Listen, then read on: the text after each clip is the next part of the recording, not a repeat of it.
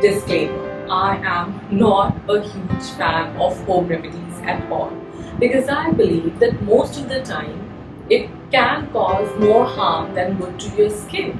While it can be harmless if the right ingredients are used, or it could even lead to certain benefits to your skin, but sometimes, if not used in the right concentration, the right manner, or the right products are not used, it can lead to irritation, photosensitivity, and even burns.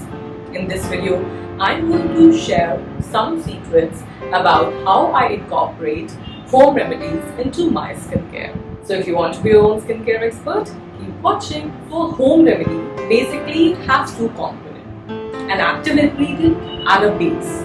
The active ingredient will depend upon your skin concern. It could be acne, blemishes, anti-aging, fine lines and wrinkles, dullness, even sensitivity of the skin. The base will depend upon your skin type.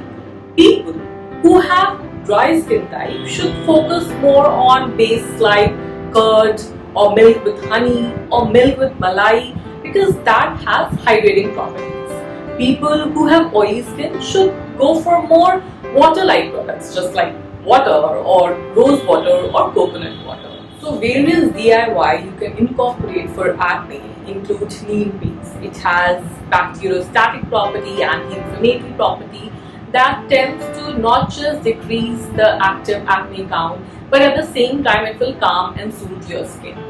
Other ingredients like tea tree oil, sandalwood, multani mitti, even aloe vera tends to decrease the excessive oil onto your face and thereby reduce the severity of acne. So what am I not fan of? Toothpaste. I don't know from where has this myth originated, but it doesn't have any scientific basis and it is not going to work.